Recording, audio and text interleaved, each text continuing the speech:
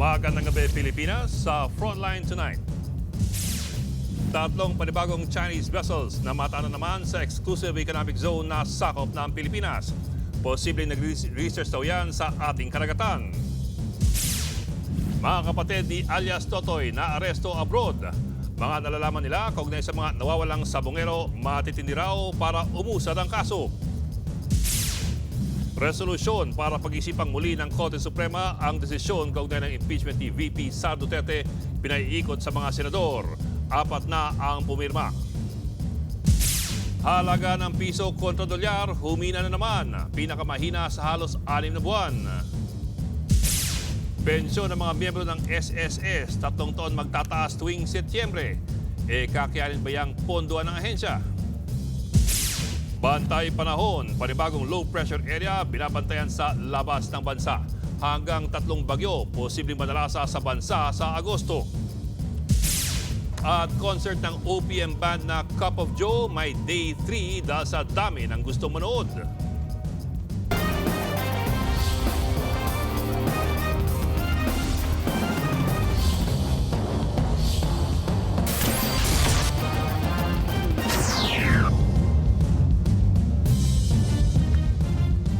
Tatlong barko ng China ang namataan sa Exclusive Economic Zone or EEZ na sakop ng Pilipinas. Posible nagre-research daw yan sa ating karagatan. Nasa frontline ng balitang yan, Maricel Halili. Ito ang civilian research vessel na Beijiao 996 na umalis ng Guangdong, China noong June 16. Makalipas ang 1 linggo, pumasok sa Pilipinas at nasa 185 nautical miles ng Zambales. 2 barko pa ng China ang umalis ng Guangdong ang nakapasok sa Pilipinas sa kaparehong buwan. Nasa 195 nautical miles sila ngayon ng Rizal, Palawan. Pasok sa exclusive economic zone ng Pilipinas ang 3 barko ng China. Patuloy silang minomonitor ng Philippine Coast Guard. Tiyempo ang anunsyo ng PCG sa mensahe ni Pangulong Bongbong Marcos sa change of command ceremony ng Philippine Army kanina. Sabi ng Pangulo, maingat na pagbabantay ng Philippine Army ang kailangan ngayong mataas ang tensyon sa rehiyon at walang kasiguruhan ang sitwasyon sa iba't ibang panig ng mundo. Ito ngayon ang nakaatang kay Lieutenant General Antonio Navarrete, ang bagong Commander General ng Army, kapalit ni Lieutenant General Roy Galido. You will be assuming your role at a time when geopolitical tensions and global uncertainty are high. This will demand your vigilance and leadership to deliver clear direction and to show a firm commitment. But I have full confidence that under your command, the Philippine Army will remain steadfast, a pillar of strength and integrity, professionalism. Bago naging Army Chief, nagsilbi muna si Navarrete sa Western Mindanao Command at sa Office of the Deputy Chief of Staff for Operations ng AFP. Sabi ng Pangulo, ibibigay ng gobyerno ang buong suporta sa sandatahang lakas para lalo itong patatagin. Nagpasalamat din si PBBM sa kontribusyon ni Galido, lalo't ipinursigi umano niya ang pagkakaroon ng kapayapaan sa pamamagitan ng civil-military operations na nauwi sa pagsuko ng ilang armed fighters. Nagbabalita mula sa Frontline, Maricel Halili, News 5. 3 sunod-sunod na taon ang aumento sa pensyonado ng SSS. Sa kabuuan, 33% ng inyong pensyon ngayon ang madaragdag partikular sa mga retired. Nasa frontline na balitang yan, Faith Del Mundo. Sa wakas, may dagdag na ginhawa para sa SSS pensioners. Simula sa Setyembre, ipapatupad na ng Social Security System ang 3 taon na sunod-sunod na dagdag sa buwan ng pensyon. Ganito ang magiging sistema. Tuwing Setyembre mula 2025 hanggang 2027, madadama ang dagdag pensyon. Tigti 10% para sa retirement at disability pensioners at tigpa 5% para sa death o survivor pensioners. Sa kabuuan, 33% ang dagdag pensyon para sa retirement at disability pensioners, 16% naman para sa death o survivor pensioners. Kwentahin natin ang epekto niyan sa bulsa ng retiradong pensyonado ng 5,000 pesos kada buwan. Average po yan ng mga pensyonado. Sa darating na September, madaragdagan ka ng 500 pesos. 5,500 pesos na ang iyong pensyon. Sa September 2026, 550 pesos na ang dagdag, 6,050 pesos pesos na ang makukuha mo. Pagdating ng September 2027, dagdag pa ng 605 pesos. Papalo na yan sa 6,655 ang iyong buwan ng pensyon. Kung tutuusin, mas malaki pa riyan ang magiging dagdag sa pensyon ni Mang Eddie Tolentino na 6,200 pesos ang buwan ng nakukuha. Pero sabi niya, Sapat lang ang pampamilya. Napunta na sa pampamilya. Kasi ang taas kasi na yung presyo ngayon eh. ang pensyonadong pajak driver naman na si Edgardo Gadiola nagpapasalamat sa dagdag kesa naman wala. Pero tuloy pa rin daw siya sa pagkatrabaho dahil hindi naman ito sapat. Malaking bagay na rin siyempre. Mas maganda pa nga yun kaysa yung pinapangako na malakihan hindi nabibigay. Eh, di mas maganda na lang yung ganon. Paglilinaw ng SSS, hindi tataas ang kontribusyon. Ang tanong, kakayanin ba ng pondo ng ahensya na panindigan ang dagdag pensyon? Yes na yes daw, ang pondo ay mananatiling matatag hanggang 2049. Sa Setyembre, halos 4 na milyong pensioner ang makakatanggap ng aumento. Nagbabalita mula sa Frontline, Faith Del Mundo, News 5. Patay ang isang DJ na ang tambangan ng riding in tandem sa gasolinahan sa Las Piñas. Posible raw na may kinalaman sa droga ang pamamaslang. May hawak daw kasing hinihinalang shabu ang biktima bago dalhin sa ospital. Nasa frontline na balita yan, Nina Ong Pauco. Nagpapakarga sa gas station ang pickup na ito sa Las Piñas nang dumating ang riding in tandem. Bumaba ang backride hanggang sa malapitan nitong pinagbabaril ang driver ng pickup. Umabante pa ang pickup at bumangga sa pader. Yung makina na apak-apak ng biktima kaya patuloy ang takbo ng gulong hanggang sa nag-apoy ito. Dinala sa ospital ang biktima pero idineklarang dead on arrival. Tumakas naman ang mga salarin sa direksyon papuntang barangay Zapote. Sa inisyal na investigasyon, isang freelance disc jockey o DJ ang biktima. Posible raw na may kinalaman sa illegal na droga ang krimen. But before dalhin yung biktima sa ospital, nagkataon meron siyang hawak na sa sachet na may powderized substance. So, suspectedly, maybe illegal drugs. Meron din mga natagpo na mga maraming sachet na same, containing a powderized substance din. Isinasailalim na sa laboratory examination ang nakuhang hinihinalang droga. Tumanggi na magpa-interview sa harap ng kamera ang ina ng biktima pero sinabi nito na wala raw silang maisip na motibo sa pagpatay. Pinaghahanap na ng mga otoridad ang mga salarin. Nagbabalita mula sa Frontline, Nina Ong Pauco, News 5. Kalabos ang isang lalaking iligal na nagbebenta ng text blaster machines online. Galing umuno mga ito sa mga nagsarang Pogo Hubs at nagagamit sa pang-i-scam. Nasa frontline na balitang yan si Brian Castillo. Ikaw ay naaresto namin sa violation na Republic Act 3846. Hindi na nakapalag ang lalaking yan na umano'y iligal na nagbebenta ng text blaster machines online. Agad siyang pinalibutan ng mga pulis sa ikanasang entrapment operation sa Bikutan, Taguig. Ayon sa PNP Anti-Cybercrime Group, aktibo raw sa pagbabuy and sell ang sospek na inaalok sa 25,000 pesos hanggang 30,000 pesos ang kada unit ng text blaster. Nabili niya lang din daw online ang mga ito mula sa mga nagpakilalang dating empleyado ng mga nagsarang Pogo Hubs. Yung gusto naman talaga manloko, talagang magkaka-interest dito dahil dito sa isang text message mo ay marami na yung mapapadala. Nakababahala raw ang pagiging accessible online ng mga ganitong klase ng device, lalo't nagagamit lang sa panloloko. Ito nga kasi ito ay nagagamit sa mga different scams, no? Sending text messages with different links kung saan hinihikayat natin yung ating mga kababayan na mag-input ng kanilang mga personal data, different bank accounts and credit card information. Ito yung tinatawag nating spoofing.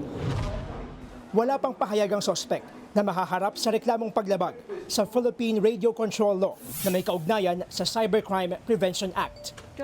Nagbabalita mula sa Frontline, Brian Castillo, News 5. Higit 40 million pesos na halaga ng mga vape products mula China ang naharang sa Manila. Unang dineklarang general merchandise sa mga kontrabando. Nasa frontline na balitang yan si Mon Gualvez. Bulto-bultong vape products ang ininspeksyon ng Bureau of Customs sa Maynila. Aabot sa 81,000 pirasong vape ang naharang nila mula China. Ang siste, Nakapaloob sa 3 magkakaiwalay na container vans ang mga misdeclared na produkto. Una raw kasi sinabing general merchandise ang laman ng mga container na may nakapaloob na kitchenwares at cutting boards. May intelligence information kami nakuha sa isa sa mga assets namin. No? All other items that are declared in multiple products, they're always tagged as high-risk items. Nagkakahalaga ng 40.5 million pesos sa mga kontrabando. Babala ng mga otoridad, mas delikado sa kalusugan kung nakalusot at naibenta ito sa merkado dahil hindi dumaan sa mga pagsusuri at regulasyon ng pamahalaan. Kung susuriin, hindi mo talaga akalaing iligal yung mga nakumpiskang vape products. Kasama rin kasi sa disenyo ng packaging nito, yung mga pangkaraniwang health warning, gaya nito. Paniniguro ng customs, walang makakalusot sa mga nakumpiskang vape products. Yun nga lang, hindi raw nila ito pwedeng basta-basta sirain.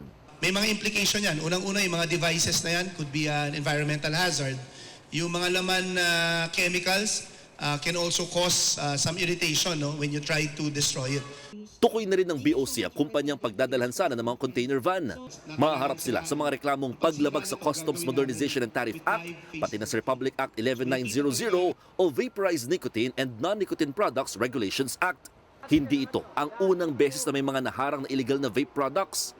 Tingin ng ahensya, nananatiling target kasi ang Pilipinas ng mga ganitong kontrabando. Because hanggat may tumatangkilik niya, no? Ibig sabihin maganda yung benta dito, talagang may susubok at susubok na smuggle yan. Nagbabalita mula sa Frontline, Mon Gualvez, News 5. 4 na senador na ang pumirma sa isang draft resolution para ipanawagan sa Korte Suprema na i-reconsider ang desisyon nito sa reklamong impeachment kay VP Sara Duterte. Nasa frontline na balitang yan si Camille Samonte. Handa raw tumindig si Senadora Risa Hontiveros na matuloy ang paglitis kay Vice President Sara Duterte sa reklamong impeachment. Sa kabila yan ang pagdeklara ng Korte Suprema na labag sa saligang batas ang reklamo laban sa bise at hindi raw nagkaroon ng jurisdiksyon sa kaso ang Senado. Una na ring nagbabala sa Senate President Chis Escudero na maaring magkaroon ng constitutional crisis kung pipilitin ng Senado na matuloy ang impeachment trial. Pero sabi ni Hontiveros, titiyakin nilang hindi yan mangyayari. Wala namang may gustong magkaroon ng constitutional crisis ni political gridlock. Kaya nga talagang binubuno namin these days, these weeks, kung papaano tamang dapat kumilos ang Senado. At lahat nito ay pinag-aaralan namin sa ngayon at ihahain namin ng kompleto pagdating sa plenary sa August 6. Sa ngayon, pumirma na si Hontiveros sa isang draft resolution ni Senator Kiko Pangilinan na nananawagan sa SC na i-reconsider ang kanilang desisyon sa impeachment case ni VP Sara. Pumirma na rin dito sina Senator Bam Aquino at Senate Minority Leader Tito Soto. Binibigyan diin sa resolusyon ang mga pahayag ng mga dating mahistrado kontra sa desisyon ng Korte Suprema. Nagsasite po siya ng mga references sa ilang mga dating justices na nagbibigay ng payo kung paano, ilang mga gabay kung paano pwedeng mag-move forward. Nirerespeto naman daw ng kasamahan ni Hontiveros at Soto sa minority na si Senator Mig Zubiri ang resolusyon. Pero nanindigan si Zubiri sa posisyon niyang dapat mag-comply na lang ang Senado sa desisyon ng SC. Nagbabalitang mula sa Frontline, Camille Samonte, News 5. Nagiging napaka-kontrobersyal ang desisyon ng Korte Suprema na ibasura ang impeachment complaint laban kay VP Sara Duterte. Kahit mga dating hurado ng Korte Suprema at isang dating Chief Justice, may mga mahalagang kwestiyon sa nilabas na desisyon ng Korte Suprema nitong nakarang linggo lamang. Para po sa mga hindi abogado, himayin natin itong desisyon ng Korte Suprema na umabot po ng 97 pages sa mas simple mga kataga. Ayon sa Korte Suprema, meron pong dalawang malaking problema ang pagkaka-impeach ng Kongreso kay VP Sara Duterte. Una, labag daw ito sa 1-year limit para mag-initiate ng impeachment complaint laban sa isang opisyal.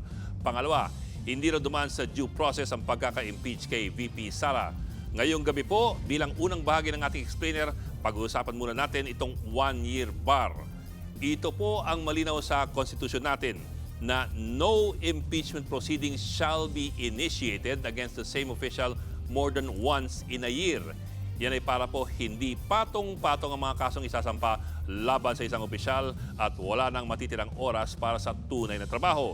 Pero siyempre, kung once ay lamang pwede magsimula ng impeachment proceeding, ang pinakamahalagang tanong, kailan ba ito matuturing na initiated? Pag meron bang nagsampa ng reklamo o pag nagbotohan na ba ang mga congressman? Yang tanong na yan po ang sentro ng kontrobersya sa desisyon ngayon ng Korte Suprema. Dahil dito sa desisyon ng Korte Suprema, binago po nito ang mga patakaran na Korte Suprema rin mismo ang naglatag noon pang taong 2003. Backgrounder po, November 2003 sa kasong Francisco versus House of Representatives, ito po ang ruling ng Korte Suprema. Ang impeachment proceedings ay considered initiated lamang pag ang reklamo ay nai-refer na o nabato na sa House Committee on Justice. Ito po kasi ang proseso. Ang reklamo ipa-file sa House Secretary General, tapos ipapasa sa opisina ng Speaker at pagkatapos i-refer sa House Committee on Justice. Ang ponente ng desisyong yun, si dating Supreme Court Justice at dating Ombudsman Conchita Carpio Morales. At sa interview sa Rappler nitong linggo lamang, pininindigan ni Morales ang desisyon ng Korte Suprema noon ng definisyon ng initiation ay pag umabot na ang reklamo sa Justice Committee. Ito pa po, ayon sa konstitusyon, ang Kongreso mismo ang gagawa ng mga patakaran nito sa impeachment. Ngayon, taong 2010, pinagtibay pa ito ng 15th Congress nang naaayon sa unang desisyon ng Korte Suprema. Rule 2, Section 2, impeachment shall be initiated by the filing and subsequent referral to the Committee on Justice. Pero ano nangyari sa kaso ni VP Sara? Meron pong 3 unang sinampang impeachment complaints laban sa kanya, December 2, December 4 at December 19, 2024. Hindi po muna ito inakyat ni House Secretary General Reginald Velasco sa opisina ni Speaker Martin Romualdez dahil meron pa raw mga gustong humabol. Sa madaling salta, hindi po ito pinadala sa Justice Committee. At pagdating na ng Pebrero 2025, meron na pong ika-4 na impeachment complaint na pirmado ng higit 200 kongresista. Ito ngayon pong ika-4 ang ginamit at inaprubahan ng Kongreso at pinasa sa Senado. Pero ayon po sa bagong ruling ng Korte Suprema, hindi raw pwede yan. Ang unang 3 impeachment complaints ay hinayaan lamang daw ng Kongreso dahil pinaboran nito ang ika-4 na reklamo. Itong unang 3 reklamo ang binibigyang halaga ngayon ng Korte Suprema kahit hindi po ito umabot sa Justice Committee. Wala raw karapatan ang Secretary General o ang Speaker na isantabi ang isang reklamo. Ayon sa Korte Suprema, kung ang isang reklamo ay hinayaan lamang at hindi inaksyonan ng Kongreso, doon na po magsisimula ang pagbibilang ng 1-year ban. Dito po umaalma ang ilang dating hurado ng Korte Suprema. Bakit daw binago ng Korte Suprema ang mga patakaran na ito mismo ang gumawa sa Francisco versus House of Representatives noong taong 2003? Si Adolf Ascuna po ay dating Associate Justice ng Korte Suprema at member rin ng 1987 Constitutional Commission na bumalangkas nga ng konstitusyon natin. Ayon kay Ascuna, hindi patas na gagawa ang Korte Suprema ng bagong patakaran dahil sumunod lamang ang Kongreso sa unang patakaran na ginawa ng Korte Suprema. At may dagdag pa pong komplikasyon sa bagong patakaran ng Korte Suprema ngayon. Noong panahon po ni Pangulong Gloria Arroyo, merong mga abogado na taon-taon inuunahan po ang oposisyon na magsampa ng mga impeachment case laban kay Pangulong Arroyo. Ang suspetsya ng ilan, sinasadya ito para lang i-trigger ang 1-year ban sa pag-i-initiate ng mga impeachment complaints. Ang magiging malaking tanong ngayon, sa ilalim ba ng mga bagong patakaran, may karapatan ba ang Kongreso na mamili ng impeachment complaint na gusto nitong isulong? O nakatali na ba ang kamay nito sa kung sino ang una magsasampa ng impeachment complaint kada taon? Kambyo naman tayo sa pambalita, ipinatutupad na sa ilang ospital ang zero balance billing ng pamahalaan kung saan libre ang lahat ng serbisyo. Pero may paglilinaw ang DOH sa saklaw nito at kung saan lang ito maa-avail. Nasa frontline na balitang yan si Reniel Pawit. Inoperahan ngayong araw si Ronnie dahil sa lumalaki niyang prostate. Makailang beses niya nang pinagpaliban ng operasyon dahil kapos at umaasa lang siya sa padala ng mga anak niya na OFW. Kaya yung binibigay na allowance namin ng amin mga anak ay talagang mahirap na ipagkasyahin. Pero sa pagkakataong ito, walang binayaran ni Piso si Ronnie sa kanyang operasyon sa kauna-unahang OFW hospital sa bansa na nasa Pampanga. Kabilang kasi ang naturang ospital sa mga nakikinabang sa Zero Balance Billing Program na ibinida ni Pangulong Bongbong Marcos sa kanyang State of the Nation address. Saklaw ng Zero Balance Billing ang nasa higit 80 ospital sa ilalim ng Department of Health. Ibig sabihin, libre lahat ng serbisyo rito. Covered po ang lahat ng services, mapaanong sakit man po yun. Ang importante lang po is nasa basic accommodation siya at ito ay isang DOH hospital. Pero paglilinaw ng Health Department, hindi lahat ng government hospital matatawag na DOH hospital. Para malaman po ng ating mga kababayan, simple po, hanapin niyo po, tanungin niyo dun sa ospital, kayo po ba ay may logo ng DOH? Kayo po ba ay DOH hospital? Ayon naman sa OFW Hospital Management, 3 sakit ang madalas nilang makita sa mga OFW sa nakalipas na 2 taon. Kabilang dyan ang hypertension, diabetes at mataas ang kolesterol. Pero tututukan na rin daw nila ang mental health ng mga OFW. Ang tawag po dito, mental hygiene.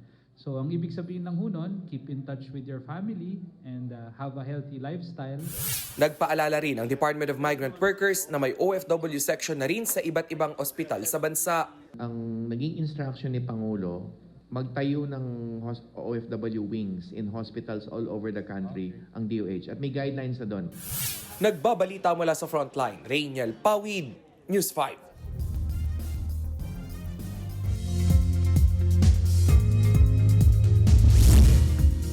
Mga kapatid, 2 hanggang 3 bagyo ang posibleng pumasok sa bansa ngayong Agosto. Ayon sa Pag-asa, mataas ang tsansa na may bagong bagyo, maging bagyo ang low pressure area sa malayong hilagang silangan ng Pilipinas.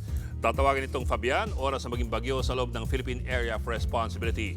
Pero ayon sa Metra, palayo ng bansa ang direksyon nito, kaya wala ito magiging epekto sa atin. Maaraw naman bukas sa malaking panig ng bansa gaya po ng Metro Manila, pero posibleng umulan sa ilang lugar sa Ilocos Region, Central Luzon at Mindanao dahil sa habagat at mga thunderstorms. Binabantayan din ang kumpol ng mga ulap sa labas ng PAR. Posible kasi yan maging LPA at pumasok sa PAR sa susunod na linggo.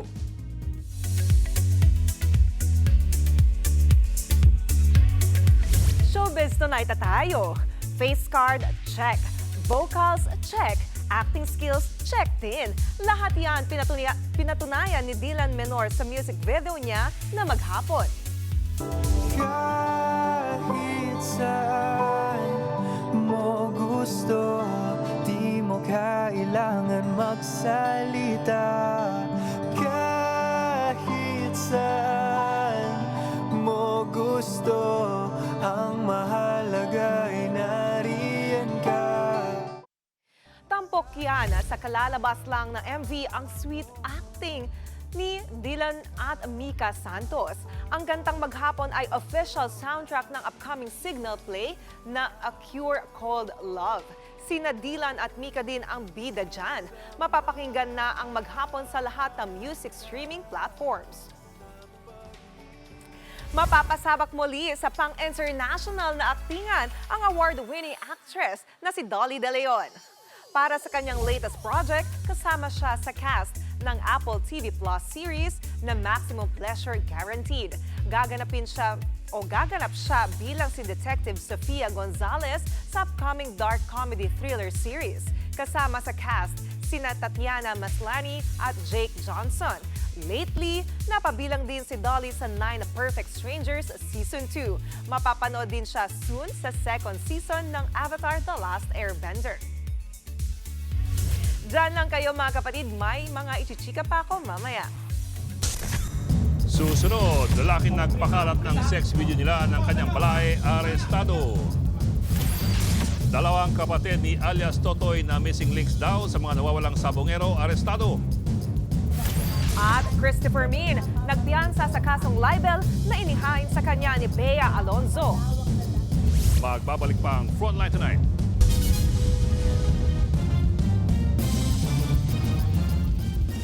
Mga kapatid, Ed Lingaw po, maging maalam at may pakialam sa mga napapanahong balita sa ating bansa. Para sa mas malilimang pagtalakay at paghimay sa mga issue at headlines, mag-follow at mag-subscribe sa social media pages ng News 5.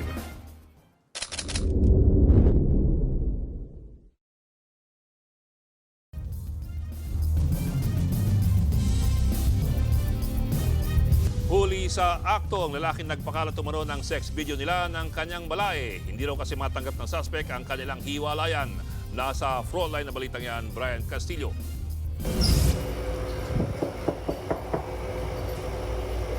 Home service lang po. Nagkunwaring room service ang mga pulis sa isang motel sa Maynila nang buksan ang pinto. Oh, pulis ha? Pulis ha? Oh. Dapa! Dapa! Pa! Kaya! Dapa! Dapa! Dapa! Dapa! Dapa! Dapa! Dapa nga! Dapa! Kami sa likod! Tumambad sa mga operatiba ng PNP Anti-Cybercrime Group ang nakabrief na lalaki kasama ang kanyang ex-girlfriend. Entrapment operation talaga ito at ang target ay ang lalaki. Base sa investigasyon, balain ng suspect ang kanyang 46 years old na ex. Kumbaga, mag-asawa ang mga anak nila. Nagsumbong ang babae sa mga pulis matapos ikalat ng 57 years old na suspect ang kanilang sex video. 6 na taon na raw na magkarelasyon ang magbalae. Bagamat 4 na buwan pa lang silang magka-live-in at parehong walang asawa. Hindi alam ng biktima na patagong binivideohan ng suspect ang kanilang pagtatalik. Matagal na raw gustong makipaghiwalay ng biktima. In the course of their relationship, so nagkaroon ng mga psychological violence, physical and financial abuses. Nitong Hunyo ay tuluyan ang nakipag-break ang babae, pero ayaw daw pumayag ng lalaki. Doon na niya ipinakalat ang mga masaselang larawan at video. Yung nude video niya ay pinopost sa different social media platform at marami na yung nakakakita, mga kaibigan nitong babae, at siya ay patuloy na pinipilit para ipagpatuloy yung kanilang relasyon. Sinusubukan pa namin kunin ang panig ng suspect. Mahaharap siya sa reklamong grave coercion at paglabag sa Anti-Photo and Video Voyeurism Act na may kaugnayan sa Cybercrime Prevention Act. Nagbabalita mula sa frontline. Brian Castillo, News 5. Bumagsak ang halaga ng palitan ng piso kontra dolyar. Ngayong araw, nagsara sa 58 pesos and 32 centavos ang kada dolyar. Pinakamahina yan sa halos 6 na buwan. Ayon sa mga ekonomista, lumakas ang dolyar dahil sa kakaunting pag-asa sa US interest rate cut at pagtaas ng importation ngayong taon o ngayong tagulan. Paalala sa publiko, nagbabadya ang pagtaas ng presyo ng ilang imported na bilihin kung magtutuloy-tuloy ang paghina ng piso. Lumobo sa 17.27 trillion pesos ang outstanding debt o yung utang ng ating bansa. Base po yan sa datos ng Bureau of Treasury noong Hunyo. Aabot sa 11 trillion pesos ang domestic debt, habang higit 5 trillion naman ang external debt o utang mula sa labas ng bansa. Ayon sa Bureau, tumaas ng higit 2% ang utang dahil sa malakas na demand ng mga investor para sa government securities. Lilipad patungong India si Pangulong Bongbong Marcos sa susunod na buwan. Ayon sa Presidential Communications Office, magtatagal ang state visit mula August 4 hanggang August 8. Pagtugon niya ito sa imbitasyon ni Indian Prime Minister Narendra Modi. Dadalo siya sa mga official meetings sa New Delhi at makikipagpulong sa mga kasapi ng business sector sa Bangalore. May meet and greet din siya sa Filipino community sa New Delhi. Tiyempo rin ang state visit sa pagdiriwang ng 75th anniversary ng diplomatic relations ng Pilipinas at ng India.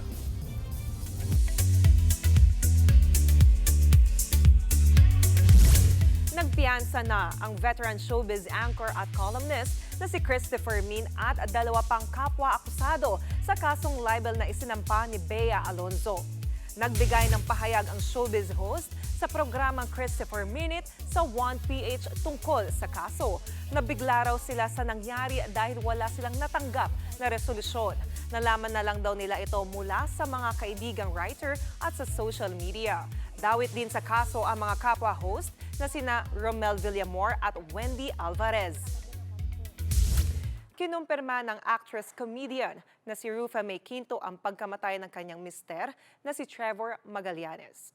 Sa Instagram post ni Rufa, nakiusap siya na bigyan sila ng panahon ng kanyang anak na si Athena para magluksa. Kasalukuyan pa raw nilang inaalam ang detalye sa pagkamatay ni Trevor, kaya wag na raw sanang magpakalat ng fake news. Bukas, babiyahe pa Amerika ang mag-ina. Sa huling mensahe ni Rufus sa mister niya for 9 years, sabi niya, hanggang sa muli, mahal niya si Trevor. Susunod, dalawang kapatid ni alias Totoy na missing links daw sa mga nawawalang sabongero, arestado. Dugyot ng punerarya sa Santa Cruz, Maynila. Pinasara dahil sa mga bangkay na tinatambak lamang sa sulok. Milyon-milyong pisong halaga ng alas at pera nilibas ng umunoy termite gang sa Pagadian City. At ang details sa Day 3 concert ng Cup of Joe. Tutok lang mga kapatid dito sa Frontline Tonight.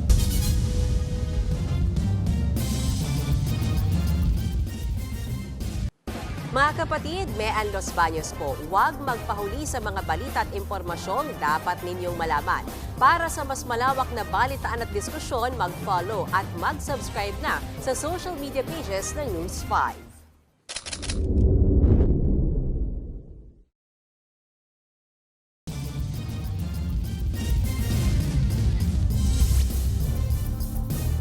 Arestado ang dalawang kapatid ni alias Totoy na missing links daw sa kaso ng mga nawawalang sabongero.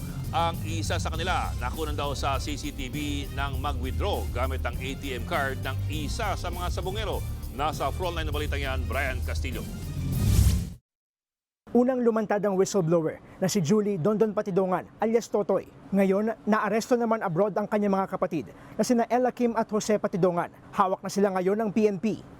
Naniniwala tayo, ito yung mga missing link doon sa mga kaso ng missing sabongero. Si Ella Kim, ang sinasabing nakuna ng CCTV sa Lipa, Batangas na nag-withdraw gamit ang account ng isa sa mga nawawalang sabongero na si Melbert Santos. May nag-utos ba sa kanya para mag-withdraw? At may alam ba siya asaan na itong mga nawawalang missing sabongero? Si Jose naman umano ang nakunan sa isang cellphone video na ini-escortan ang isa sa mga nawawalang sabongero. Nahuli ang magkapatid sa hindi tinukoy na bansa sa Southeast Asia. July 22 pa sila dumating sa Pilipinas. May warrant of arrest sa kasong robbery si Jose, habang si Ella Kim naman ay hinuli dahil sa paggamit ng peking pangalan sa kanyang passport. Ayon naman sa kaanak ng isa sa missing sabongeros na si alias Boy, tinawagan na sila ng CIDG para magsampa ng kaso laban kay alias Totoy. Nung tinawagan po ako, isa raw po sa kakasuhan namin which is yung witness namin na si Dondon Patidongan. Doon po, nag-react na po ako. Bakit niyo po kakasuhan yung witness namin? Sabi niya lang sa akin, utos daw po niyang nakakataas. Paliwanag ng PNP tungkol dyan. The only way para po sila maging witness at ma-discharge as state witness, kailangan po silang sampahan po ng kaso.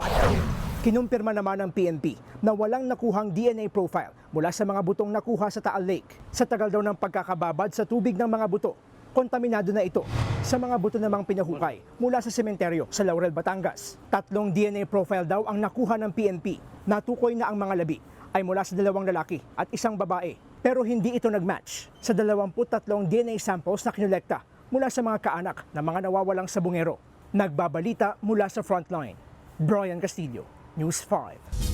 Pasintabi po sa sensitibo naming iuulat na bisong tinatambak lamang ang mga bangkay sa sulok ng isang punerarya na ginawa ring bahay sa Santa Cruz, Maynila. Illegal po yan kaya't pinasara na rin ang punerarya. Nasa frontline na balitang yan si Ian Suyu. Pinasok ng mga tauhan ng Manila Health Department at Manila North Cemetery ang isang punerarya sa Santa Cruz, Maynila. Inireport sa kanila ang puneraryang ginagawang opisina, morgue at bahay. Kung nasaan ang kusina, naroon din ang morgue. May mga bangkay sa sulok. Nakita rin ng isang bangkay na naka-body bag. Wala sa cold storage kahit hindi pa na-eembalsa mo. Malinaw na paglabag yan sa Samut-Saring Health and Sanitary Code. Wala rin naipakitang kaukulang permit ang punerarya. No business permit, yung sa address nila ngayon, sa ginagawa yung no sanitary permit, walang mga health certificate yung mga tao. So illegal yung ginagawa nila, may illegal morgue. Wala po doon dahil health hazard po yun. Napag-alaman ding hanggang 100,000 pesos ang sinisingil ng punerarya at hindi marerelease sa pamilya ang bangkay hanggat hindi pa fully paid. Agad ipinasara ang punerarya na Body and Light Funeral Services. Kakagaling nga lang natin sa mismong punerarya nitong Light and Body Funeral Services at nakausap natin yung ilang mga tauhan pero tumanggi silang humarap sa kamera. Ito yung mismong nagsisilbing opisina, tirahan, pati na rin morgue yung loob ng parlor na yan, ng funeral parlor na yan. At ayon nga sa mga otoridad, 10 bangkay o cadaver ang nakuha nila. Ayon sa isang residente, 2022 pa lang ay napapansin na nila ang masangsang na amoy mula sa punerarya. Naamoy namin pero syempre hindi naman namin alam yung amoy ng mga ganun. So wala kami idea. Ang alam namin before, nagme-make up lang ganun. Kinuha ng Manila North Cemetery ang 10 bangkay at inilipat sa ibang punerarya. Sasagutin ng Manila LGU ang pagpapalibing sa mga hindi nakukuhang bangkay. Paiigtingin din ng Manila City Health Department ang inspeksyon sa mga punerarya sa lungsod. Nagbabalita mula sa Frontline, Ian Suyo, News 5. Niransak ng binansagang termite gang ang 2 jewelry store sa loob ng isang mall sa Pagadian City. Nilimas sa mga kawatan ng nasa 14 million pesos na halaga ng mga alahas at pera. Ania sa frontlines ng balita si Bill Montalvo ng News 5 Mindanao. Nakabukas ang vault, binulatlat ang mga jewelry box at nagkalat ang mga gamit. Ganyan nadatnan ng mga otoridad ang jewelry shop na ito sa loob ng isang mall sa Pagadian City. Pinasok ng 3 magnanakaw ang mall kaninang alas 2 ng madaling araw. Pinuntirya ang 2 jewelry shop kung saan natangay ang mga pera at nilimas ang mga nakadisplay na alahas. Aabot sa 14 million pesos ang nakuha. Dahil binutas ang simento at may binuksang imburnal, termite gang ang hinihinalang nasa likod ng pangraransak. Nagdigil sila, papasok ng mall, then lumabas sila dun sa bodegan. Yun ang ginawang daan papunta dun sa target nilang jewelry shop. Na-recover sa loob mismo ng mall ang mga bakal na ginamit sa pagnanakaw. Patuloy ang backtracking ng mga CCTV sa lugar para matunton ang mga salarin. Nagbabalita mula sa Frontline, Bril Montalvo, News 5, Mindanao. 2 disgrasya ng dahil sa kalasingan sa Naga, Cebu. Patay ang isang rider habang sugatan ng kanyang angkas matapos sumemplang sa kalsada. Base sa investigasyon, papunta sana sila sa Cebu City nang biglang mawala ng kontrol. Napagalaman pang pareho silang nakainom. Sa lakas po ng impact, wasak ang helmet ng rider, saka napuruhan siya sa ulo. Dinala sila sa ospital pero dead on arrival ang rider. Sa San Miguel, Iloilo naman, patay din ang isang lalaki matapos magulungan ng dump truck. Nakatulog daw ang lalaki malapit sa gulong ng truck dahil sa sobrang kalasingan. Hindi naman daw agad napansin ng truck driver ang lalaki nang umatras siya. Basag ang bungo at halos mabura ang mukha ng biktima. Sa huli, nagkaareglong driver at ang mga kaanak ng biktima. Iniimbestigahan na ng DepEd ang umunay 100 million pesos na anomalya sa Senior High School Voucher Program ng ahensya. Ang subsidy dapat nakalaan sa mga kwalipikadong estudyante napunta sa mga ghost students. Ayon po yan mismo kay Education Secretary Sani Angara. Ang sangkot dyan, mga private schools na nagbibigay ng peking claims para makakuha ng subsidiya. Nasa 14,000 hanggang 22,500 pesos ang voucher kada estudyante, depende po sa lugar. Hanggang nitong Marso, 65 million pesos na raw ang nabawi ng kagawaran. Marami. Hindi ko alam yung detalye ngayon. Yung kinasuhan namin, isang school, pero 3 cases, 3 individuals. Nag-file na rin kami ng criminal case para to discourage na yung mga insidenteng ganito. Hindi na mawili o masanay sa mga ganito at may konting takot din na gawin ito. Abangan, 4 na dating persons deprived of liberty kinasal sa waterfall sa Occidental Mindoro. At concert ng band ng Cup of Joe, nagdagdag ng Day 3. Tuloy-tuloy ang balitan dito sa Frontline Tonight.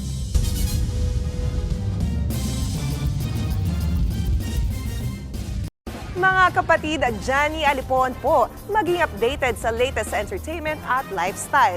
Huwag magpahuli, mag-follow at mag-subscribe na sa social media pages ng News 5.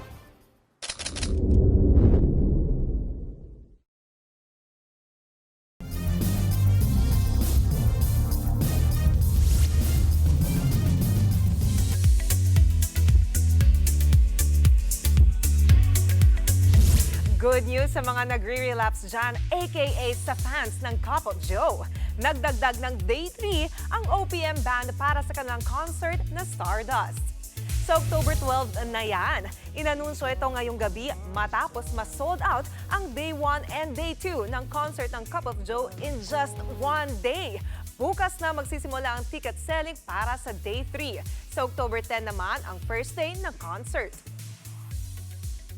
At yan ang latest and hottest sa Frontline Showbiz tonight. Ako po si Jenny Alipon. Happy Thursday, mga kapatid.